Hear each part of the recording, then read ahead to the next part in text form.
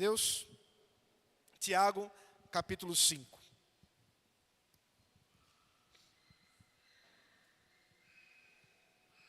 Tiago, capítulo 5, versículo 12 ao 20.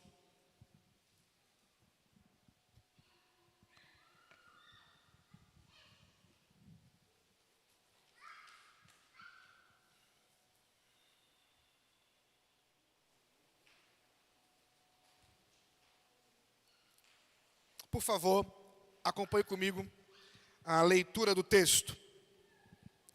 Acima de tudo, meus irmãos, não jurem, nem pelo céu, nem pela terra, nem por outra coisa qualquer, mas que o sim de vocês seja sim, e que o não de vocês seja não, para que vocês não incorram em condenação. Alguém de vocês está sofrendo? Faça oração. Alguém está alegre? Cante louvores. Alguém de vocês está doente? Chame os presbíteros da igreja, e estes façam oração sobre ele, ungindo-o com óleo em nome do Senhor. E a oração da fé salvará o enfermo, e o Senhor o levantará. E se houver cometido pecados, estes lhe serão perdoados.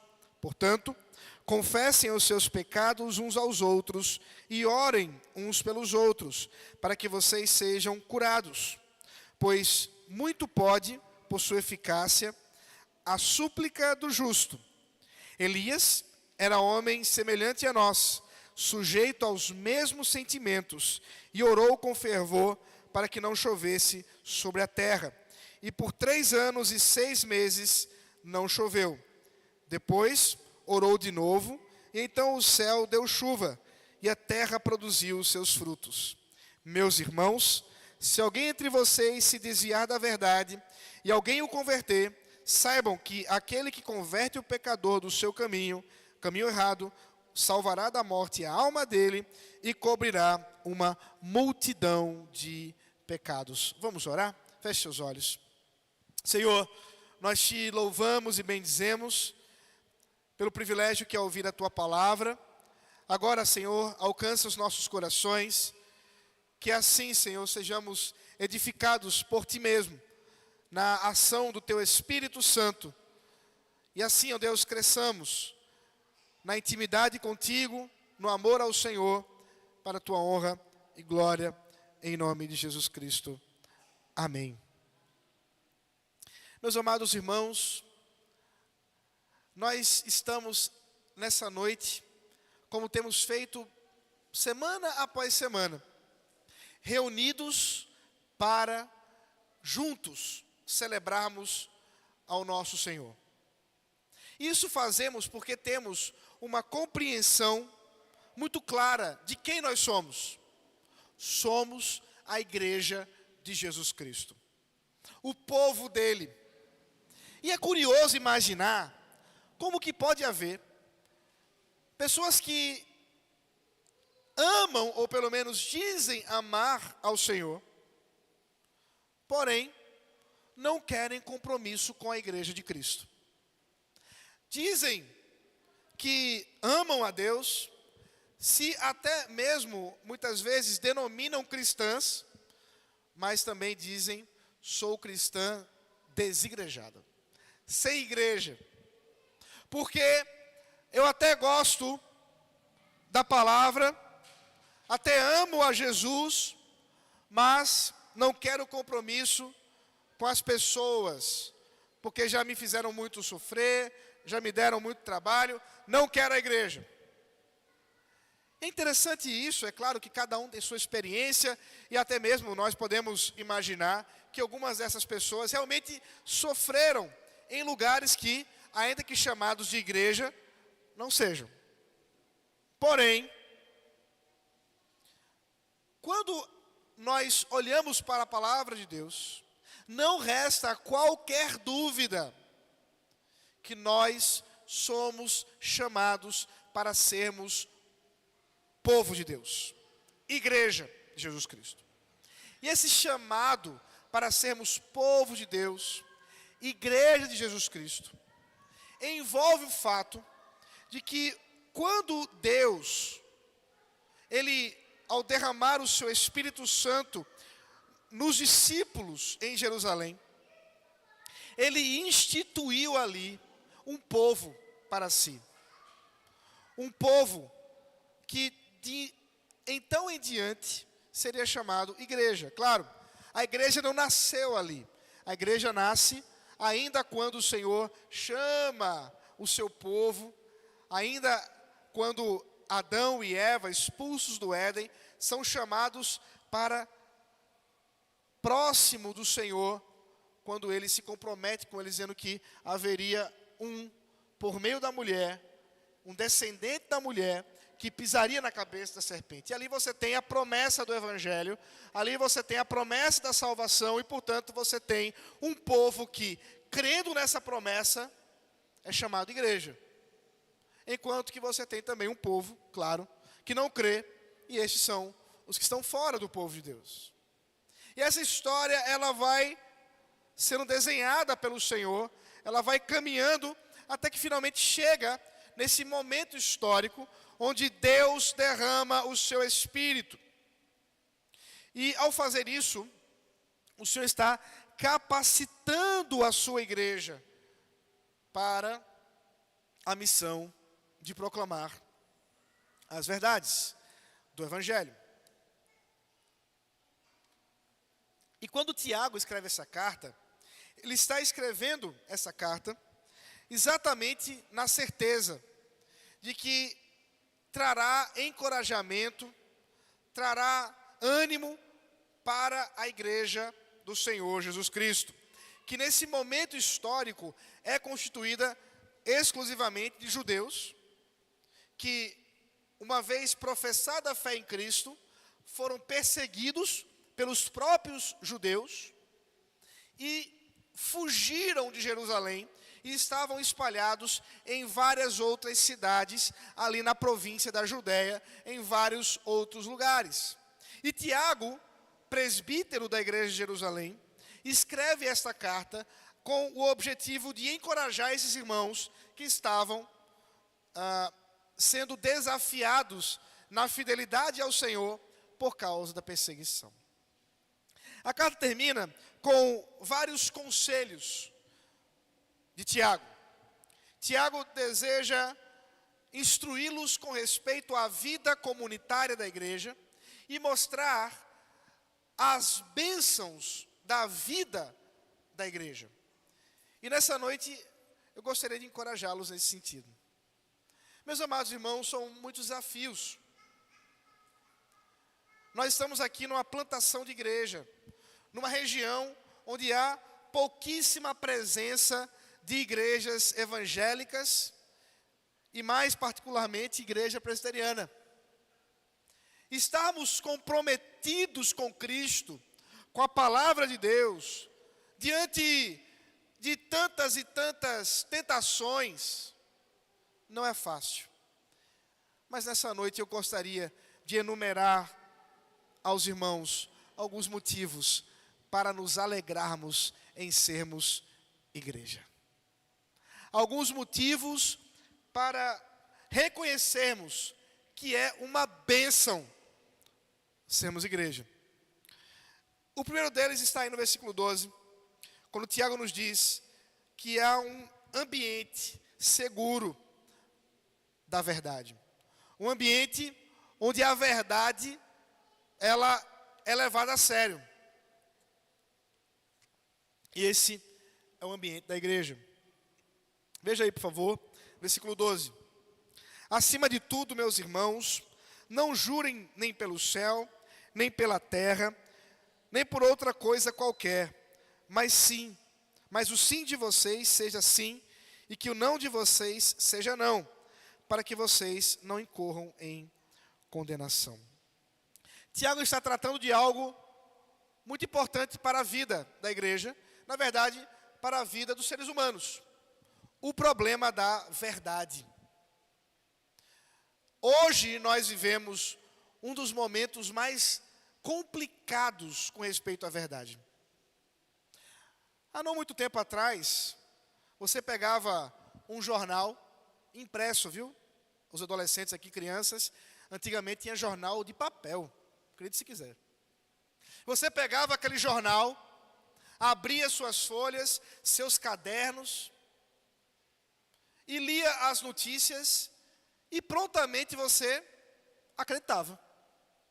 Você lia o que estava ali escrito, e em geral, a não ser que fosse uma coisa muito absurda, você acreditava no que estava escrito. Mas nós vivemos em um período em que você não acredita, ou pelo menos você tem dúvida, até mesmo se você vê alguém falando, ou ouvir a voz de alguém. Por quê? Porque pode ser inteligência artificial. Pode ser montagem. Aquela foto não é verdadeira. E nós estamos vivendo em um ambiente, cada vez mais, os nossos filhos estão crescendo nesse ambiente, onde a verdade é rara. Onde a distorção, a mentira, tem ganhado um lugar comum em quase todos os ambientes. Quase todos. Como vemos aqui, Tiago nos leva a considerar que nós devemos nos comprometer com a verdade. O contexto aqui envolve um subterfúgio usado pelos judeus, de quando prometiam ou juravam alguma coisa, com medo de jurarem em nome de Deus, eles faziam o seguinte: não vou jurar em nome de Deus, não vou prometer em nome de Deus, então eu prometo em nome dos céus, eu vou jurar em nome da terra, porque afinal de contas, se eu não cumprir o que eu falei, eu não tenho perigo de ter feito isso usando o nome de Deus, que é algo muito mais sério. O próprio Senhor Jesus, lá no Sermão do Monte, já tratou sobre esse assunto, e Tiago está apenas trazendo de novo aquilo que Jesus já havia dito. Que na verdade, nós não deveríamos ficar em busca de subterfúgios, de desculpas para falarmos a verdade ou a mentira. Mas antes, deveríamos estar comprometidos em falar a verdade sempre. Na escola que eu trabalho, sou capelão lá em Boa Viagem, já falei para vocês isso. Os adolescentes e as crianças têm usado um subterfúgio desses. Usado um instrumento para falar a verdade mais do que o normal. Eles falam lá, eu não sei o quanto isso se espalha, amém Jesus. É um amém Jesus para cá, amém Jesus para lá. Quando estão falando a verdade, dizem, não, eu estou falando a verdade, amém Jesus, amém Jesus. E eu comecei a ouvir isso e fiquei preocupado. Espera um pouquinho. Em primeiro lugar, vocês estão usando o nome de Deus em vão. Jesus não é amuleto. Segundo, se você está falando a verdade, para que você tem que usar outras palavras para convencer os seus amigos que você está falando a verdade? Ou você não tem costume de falar a verdade, e os seus amigos desconfiam do que você está dizendo, ou os seus amigos não são pessoas de confiança, porque não confiam nem em você. Alguma coisa está errada nisso aí. Cada olho regalado. Meus amados irmãos, muitas vezes nós usamos esse tipo de subterfúgio. Usamos esse tipo de estratégia, mas o Senhor nos chama a nos comprometermos com a verdade. A igreja é um ambiente da verdade. É um lugar onde nós precisamos dizer a verdade, porque amamos uns aos outros. Se eu amo você, eu vou lhe falar a verdade. Portanto, nós precisamos ter esse ambiente comunitário de confiança e verdade. E é isso que Tiago está dizendo. É na igreja, é entre os cristãos, que nós teremos esse lugar de confiança. Diferente do mundo que vive de fake news, de mentiras, de distorções, de enganos. Nós somos o lugar da verdade. Porque o nosso Deus é a verdade. Porque o próprio Jesus disse: eu sou o caminho, a verdade e a vida. Como, portanto, cultuamos ao Deus que é a verdade, mas vivemos na mentira? Não podemos ser assim. Infelizmente, a igreja evangélica não anda muito bem de fama. Por causa dessas questões políticas, muitas vezes, irmãos da igreja têm compartilhado mentiras. Coisas que têm a ver, talvez, com um candidato que você não gosta. E aí você nem se preocupa em saber se está falando a verdade. Se está falando contra ele, é verdade, né? Afinal de contas, você não gosta dele? Cuidado com isso, meu irmão. Porque Deus te chama a falar a verdade. Tem uma situação que aconteceu com um amigo meu. Ele viu uma postagem de um presbítero de uma igreja presbiteriana. E esse presbítero postou uma fake news que envolvia uns dados lá da transparência e tudo. E aí, esse irmão foi até o site da transparência, fez um print e mandou para ele: ó, o que você postou está errado. Não é verdade o que você está falando. Essa acusação sua é fake news. A resposta do presbítero foi: não é verdade, mas poderia ser. Poderia ser verdade. E manteve a postagem. Não era uma pessoa de pouca instrução, não. Era alguém que sabia o que estava fazendo. Não foi um erro por pouco acesso à internet. Foi um erro que, mesmo consciente, distorceu. Seja o seu sim, sim, e o seu não, não. Nosso compromisso é com Cristo. Devemos falar a verdade e buscar falar a verdade. Porque é a igreja, na bênção de vivermos a comunhão da igreja, que nós somos chamados a dizermos a verdade. Sempre a verdade. Desculpe, irmãos, eu estou com a garganta bem ruinzinha. Eu estava vindo já no carro, já estava reclamando. Segundo ponto, a bênção de sermos também pastoreados. Isso faz parte da vida da igreja. Do que é sermos igreja? É a bênção de sermos cuidados, pastoreados. Veja aí o versículo 13. Alguém de vocês está sofrendo? Faça oração. Alguém está alegre? Cante louvores. Alguém de vocês está doente? Chame os presbíteros da igreja.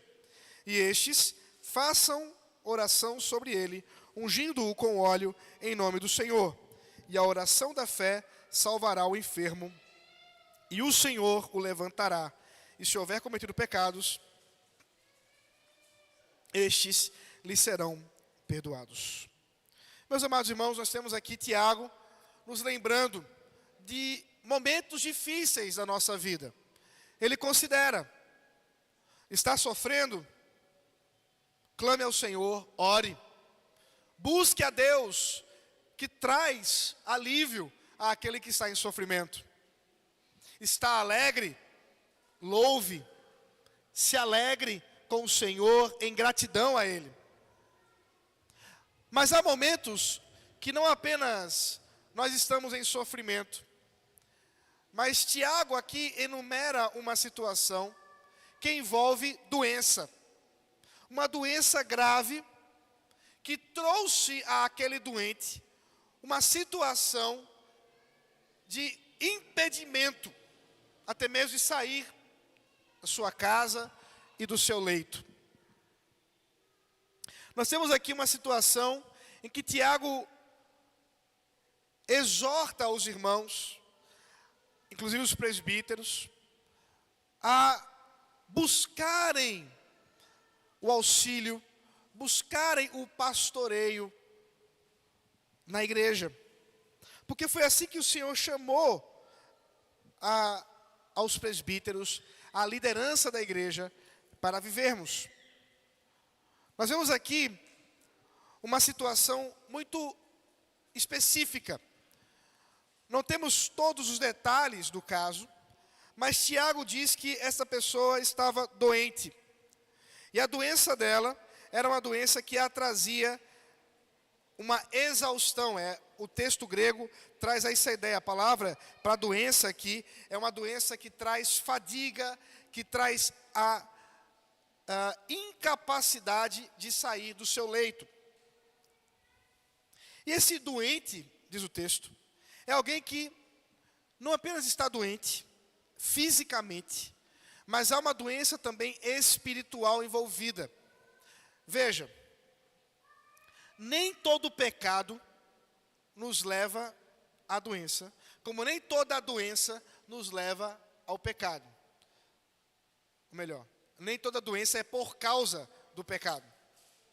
Porém, toda a doença, é claro, é decorrente do pecado original de Adão, que trouxe mal ao mundo. Mas é verdade também, irmãos, que em determinados momentos, em certas situações, Deus disciplina o seu povo e até mesmo pode trazer a eles certa condição física que os traz dor e sofrimento, para que, disciplinados pelo Senhor, eles venham ao arrependimento, venham a reconhecer o seu pecado, a sua situação. E é exatamente isso que parece ser o caso aqui, porque quando nós vemos, no caso, o versículo 15, diz que se ele tiver cometido pecado, estes lhe serão perdoados. Parece que o caso aqui envolve exatamente alguém que cometeu um pecado específico e Deus está ali disciplinando. E a presença dos presbíteros, ela é necessária, porque os presbíteros são os representantes de Cristo para a igreja. É isso que sempre quando eu estou ensinando sobre o trabalho dos presbíteros, eu falo à igreja. Porque os presbíteros não são representantes da igreja, são representantes de Cristo, a igreja. E essa mudança ela é importante, porque Cristo, que governa o seu povo, o rei, ele nos dá o privilégio de termos líderes que governam e pastoreiam o rebanho por meio da sua palavra e do Espírito Santo. E é exatamente esse o caso. Os presbíteros vão até aquele doente, como Cristo indo ao encontro do doente, para lhe trazer o perdão e a cura. Não foi assim que o Senhor Jesus fazia no seu ministério? Ele levava a cura e o perdão para aqueles que estavam doentes e em rebelião com ele. E é interessante perceber que faz muito sentido pensar desse jeito, porque há alguns elementos da visita desses presbíteros que se assemelham à própria ação dos apóstolos quando o Senhor Jesus Cristo ordenou que eles saíssem para pregar o evangelho e curar os enfermos. Isso nós vemos quando, ainda no versículo 14, os presbíteros vão até o doente, ele está incapaz de sair do seu leito, e eles precisam ungir esse doente com óleo, em nome do Senhor. A ideia aqui, em nome do Senhor, envolve exatamente o compromisso dos presbíteros de representarem Cristo. Eles estão indo em nome de Jesus. Eles estão ali agindo em nome de Jesus.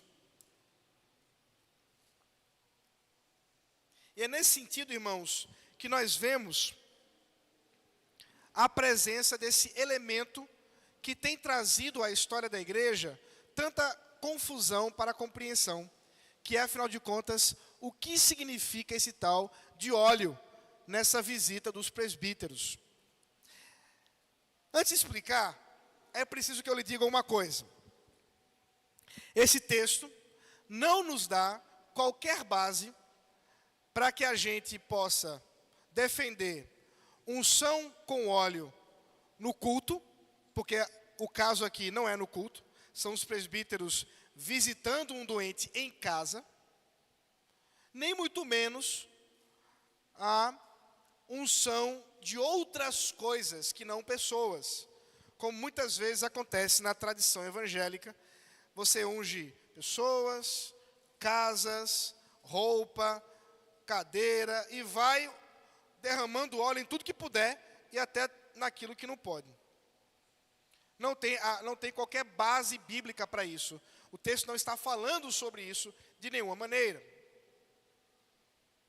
Nem tampouco é base para aquilo que os católicos creem com respeito à extrema-unção. Porque é o oposto que acontece aqui, né? O doente é sarado por meio da oração e do óleo. E não morre, como acontece na extrema-unção da Igreja Católica Romana. Mas, afinal de contas, o que significa? Como eu disse, não é fácil. Precisamos admitir que estamos diante de um texto que, em geral, a igreja não tem uma interpretação. Por exemplo, há alguns que creem que o óleo aqui falado por Tiago era remédio. É verdade que o óleo, em alguma medida, foi usado no decorrer da história como medicamento. Porém, é difícil pensar que os presbíteros estavam ali sendo levados para fazer uma visita com medicamentos, considerando que eles eram presbíteros e não médicos. Será que agora, quando os pastores forem fazer uma visita a um doente, também precisam dar uma passada na farmácia, compram uma dipirona e leva lá para o doente? Será que é isso? Parece estranho imaginar isso, considerando que os presbíteros não eram pessoas da área. Também é estranho pensar, porque a palavra que Tiago usa para se referir a óleo, não é um óleo litúrgico, um óleo que era usado dentro das atribuições dos levitas e sacerdotes no templo. É um óleo comum. E aí a gente fica pensando, afinal de contas, do que se trata? Talvez tenhamos um indicativo no texto de Marcos capítulo 6, versículo 13. Por favor, abra por gentileza. Marcos capítulo 6, versículo 13.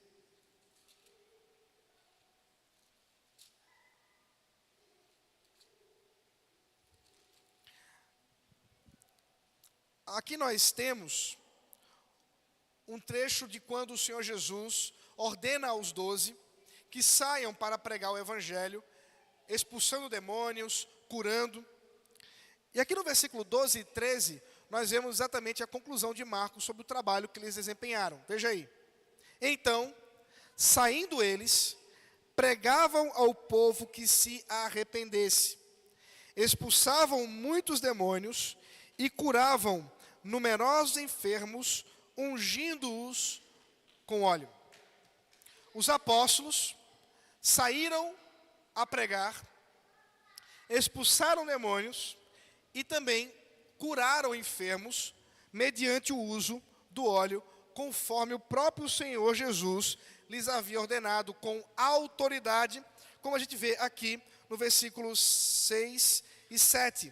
Jesus percorria as aldeias vizinhas ensinando. Chamou os 12 e passou a enviá-los de 2 em 2, dando-lhes autoridade sobre os espíritos imundos. Então, observe que os apóstolos estão agindo por meio da autoridade que receberam de Jesus. Parece que Tiago está ordenando aos presbíteros que façam do mesmo jeito, para que a igreja seja lembrada que a mesma autoridade que os apóstolos tinham, os presbíteros têm, porque é a autoridade de Cristo.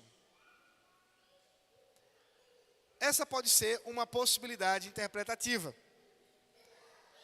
Mas eu posso dizer aos irmãos, com toda a humildade, que é um texto que fica um tanto em aberto, de como a igreja entendeu e como a igreja praticou esse tipo de ação. Por quê? Porque nós não temos em nenhum outro lugar uma repetição de atividade dos presbíteros nesse sentido. Nem mesmo, por exemplo, quando Paulo instrui as igrejas na atividade dos presbíteros, há a menção de que devem carregar um vasinho de óleo para ungir os doentes. Não tem nada disso. É por isso, meus irmãos, que a Igreja Presbiteriana do Brasil, entendendo da dificuldade desse texto e compreendendo a diversidade interpretativa, sabiamente decidiu que nós não estamos, enquanto presbíteros e pastores, autorizados a ungir ninguém com óleo. Até porque o que vai curar o doente não é o óleo. Se você observar o versículo 15, nos diz que quem levanta o doente é o Senhor. Ora, o nosso Deus precisa de óleo para curar alguém? Não, não precisa. Portanto, não é por causa de um texto difícil, um texto com tantas interpretações, que nós vamos criar uma tradição e uma prática sem que tenhamos a certeza de como ela deve ser feita. Assim, a Igreja Presbiteriana do Brasil tomou a decisão em 2018 de não mais permitir. Antes, isso não havia uma legislação, então cada um fazia o que pensava. Mas agora é proibido. Na igreja, então se o irmão Eric for ungir os irmãos, me avisem que a gente pega ele. Irmãos, o ponto do texto não é o óleo. Apesar de eu gastar todo esse tempo para explicar aos irmãos, o mais importante do texto não é isso. É o cuidado de Deus para com aquele que está doente e em pecado. E esse cuidado envolve a ação dos presbíteros, a ação dos pastores. O texto nos fala que os presbíteros vão até ele, oram com ele, e essa oração, pelo poder do Senhor, recobra a ele a restauração do seu corpo. Nós estamos aqui numa congregação,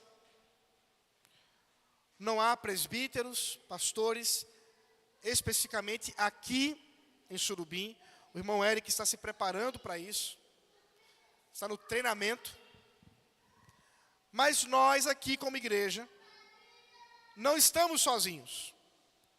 Presbíteros, pastores, têm vindo aqui para cuidar de vocês. E havendo necessidade, estão presentes para exatamente exortá-los, ouvi-los, cuidar de cada um de vocês.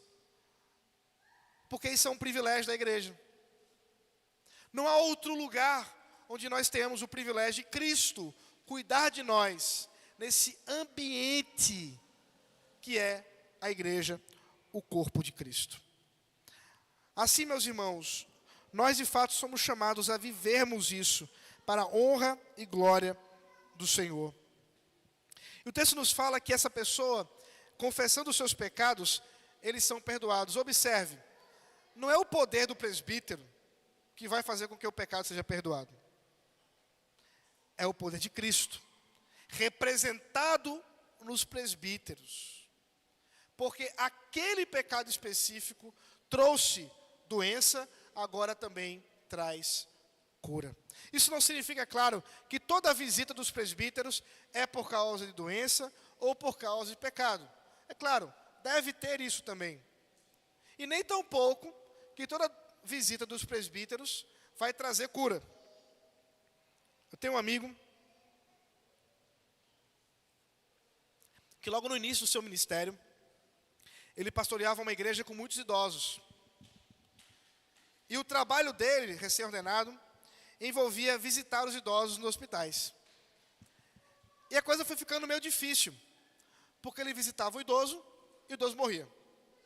Visitava o idoso, o idoso morria. E aí já o pessoal começou a ficar com medo. Não chama não esse pastor, porque ele visita e o povo morre. É claro, a culpa não era dele. O Senhor havia determinado o momento de cada um. Era uma igreja de idosos, é natural que as pessoas no momento morram. Se encontrem com o Senhor. É por isso que não é porque toda visita pastoral vai envolver cura. Não. A visita pastoral pode envolver até mesmo uma resolução de um conflito para aquela pessoa seguir ao encontro do seu Senhor. Mas pode ser que aconteça algo parecido com o que nós temos aqui. O ponto é que seja numa visita pastoral de doente, de um pecador impenitente, ou qualquer outro motivo, o pastoreio é o chamado do povo de Deus. A igreja de Cristo tem pastor. O Senhor Jesus nos deu pastores para que pastoreiem o rebanho e cuidem do seu povo. O texto continua, e no versículo 16 nós temos o chamado não apenas do pastoreio dos pastores, mas também do pastoreio mútuo, por meio de aconselhamento mútuo. Veja aí, versículo 16. Portanto, confessem os seus pecados uns aos outros e orem uns pelos outros, para que vocês sejam curados. Muito pode, por sua eficácia, a súplica do justo. Tiago aqui nos lembra que nós somos chamados a vivermos uma vida de aconselhamento mútuo, de confessar os nossos pecados uns aos outros, de sermos assim compromissados em abrir o nosso coração, e que isso é uma bênção da igreja, é um privilégio da igreja, onde nós somos chamados a vivermos uma vida de cuidado um para com o outro. O Senhor nos chama para cuidarmos um do outro. E nós fazemos isso no ensino da palavra, no aconselhamento, no ouvir. Somos chamados para vivermos assim como igreja.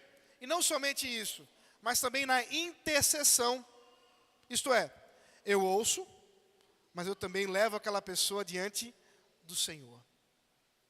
É uma demonstração de amor quando eu oro pelos meus irmãos, lembrando dos seus problemas, das suas dificuldades, e assim, unidos, podemos prosseguir no Senhor. Amados, o texto também nos dá a certeza de que essa oração, ela não tem poder, mas Deus tem poder, porque a bênção da intercessão também está presente na vida da igreja. A oração tem sua eficácia por causa de Deus. E ele traz o exemplo de Elias. Veja aí o versículo 17. Elias era homem semelhante a nós, sujeito aos mesmos sentimentos. Quer dizer, era um homem comum como eu e você. Não tem nada nele diferente. Mas ele orou. E orou com fervor, para que não chovesse sobre a terra. E por 3 anos e 6 meses não choveu. Ora, será que tinha Elias algum tipo de oração especial? Será que ele tinha ali o prompt do chat GPT de Jeová, né? Ele tinha ali o código secreto para conseguir fazer com que Deus obedecesse sua vontade? Não. Porque oração, meus irmãos, não é para você mudar a vontade de Deus. A oração é para que você clame àquele que pode mudar a sua vontade para a de Deus. A oração é Deus agindo em nós, por nós, mediante a sua vontade. Por isso nós somos chamados a orar, interceder. Não porque eu tenho poder, não porque a minha oração é melhor do que a do irmão. Não, mas porque o Senhor nos chama a amarmos por meio da oração. Amarmos uns aos outros. É uma bênção termos esse privilégio. E finalmente, irmãos, o finalzinho do texto. a bênção de exortarmos uns aos outros em amor. Veja aí o finalzinho, por favor. Versículo 19 ao 20. Meus irmãos, se alguém entre vocês se desviar da verdade e alguém o converter, saibam que aquele que converte o pecador do seu caminho errado, salvará da morte a alma dele e cobrirá uma multidão de pecados. Nós somos chamados a estarmos atentos à vida dos nossos irmãos. Não para fofocar, viu? Mas para exortarmos uns aos outros. Exortarmos a jornada. Estamos caminhando no caminho errado, fazendo aquilo que Deus não se agrada. Temos irmãos para nos ajudar. E tem gente por aí que acha ruim. Eu já ouvi coisa mais ou menos assim: se Deus quiser falar comigo, Ele mesmo venha falar. Não precisa mandar recado por mensageiro, não. Se eu tenho relação com Deus, para que Ele vai dizer a um irmão o que é para acontecer comigo? Vaidade, orgulho. Nós temos aqui Tiago nos lembrando que há sim momentos em que nós estamos errados e não percebemos que estamos errados e precisamos dos irmãos da igreja para dizer: fulaninho, olha a rota, olha o caminho, o Senhor te exorta a aprumar, a ajustar o caminho. E isso fazemos não por causa da nossa autoridade, mas por causa de Cristo, que é a verdade, da palavra de Deus. Se nós estamos tropeçando, é o Senhor quem vai nos sustentar no auxílio uns dos outros. Meus irmãos, é uma bênção pertencer à igreja. É uma bênção sermos parte do povo de Deus. Porque é aqui o ambiente da verdade. É aqui o ambiente do pastoreio. É aqui o ambiente do cuidado mútuo, do aconselhamento. É aqui o ambiente da oração e intercessão. É aqui o ambiente de pecadores arrependidos, caminhando juntos na confiança do Senhor. Feche seus olhos, vamos orar. Senhor, te agradecemos por tua palavra bendita.